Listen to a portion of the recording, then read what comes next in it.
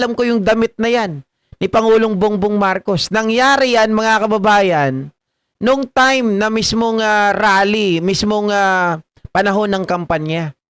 Diba? Ito pa. Oh. Ito yung kasinungalingan.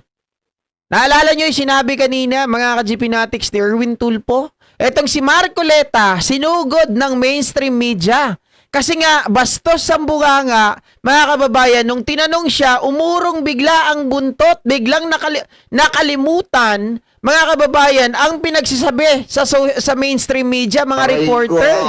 Grabe talaga. Grabing sinungaling, Iglesia ni Cristo yan. Oh.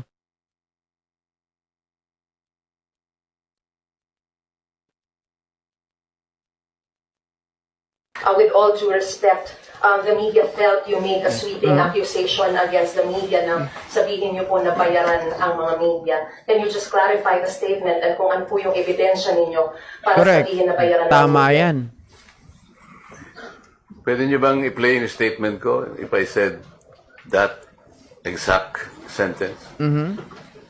Baka hindi ganun ang pagkakasabi ko.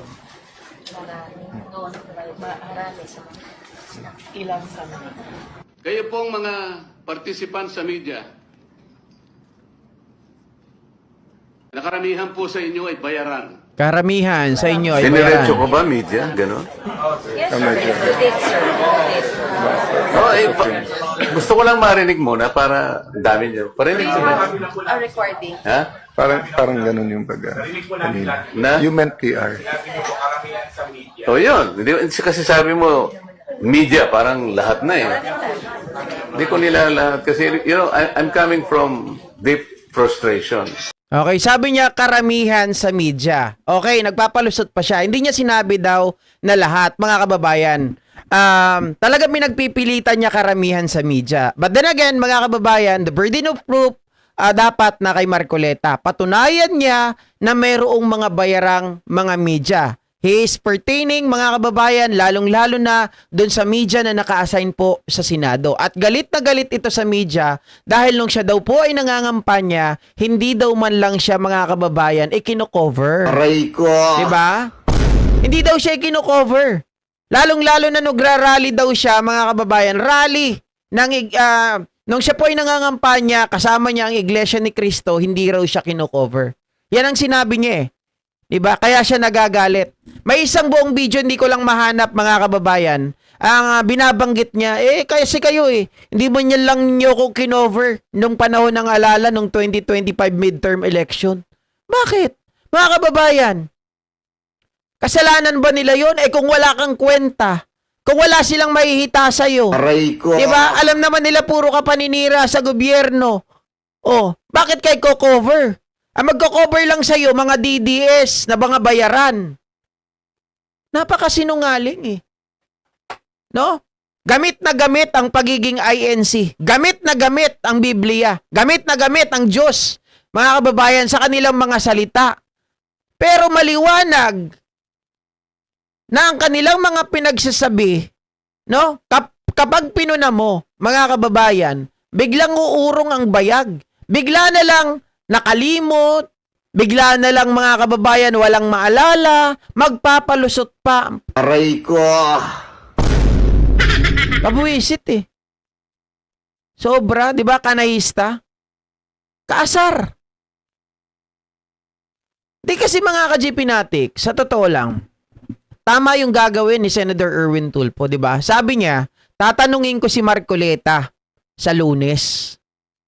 Kung meron ba siyang pruweba, sino ba yung sinasabi niya? Kasi sabi niya, karamihan sa inyo ay mga bayaran.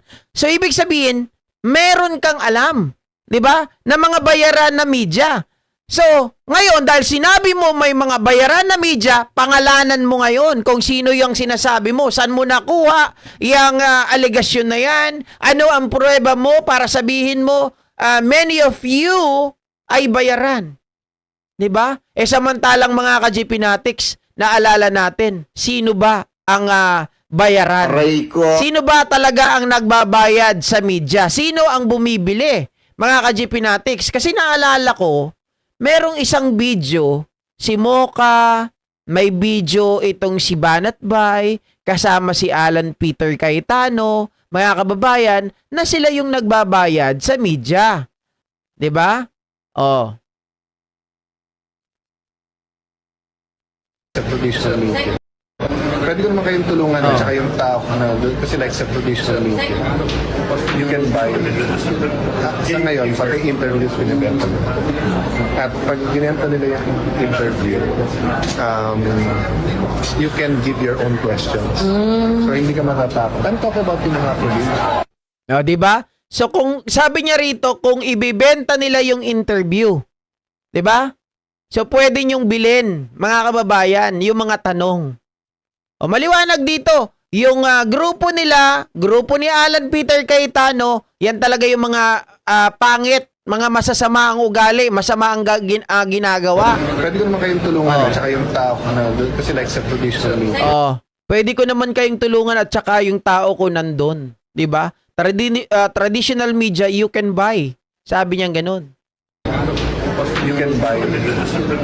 Sa ngayon, pag interviews binibenta mo.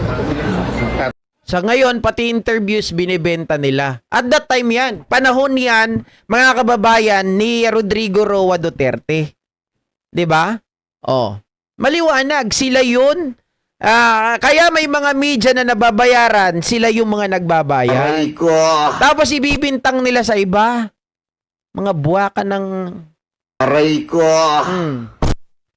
Magkatropa talaga sila ni Cayetano na ang ugali ay gumagamit ng mahal na Panginoon na di naman kasali si Jesus sa ginagawa nilang kasinungalingan. Puro kawatan eh.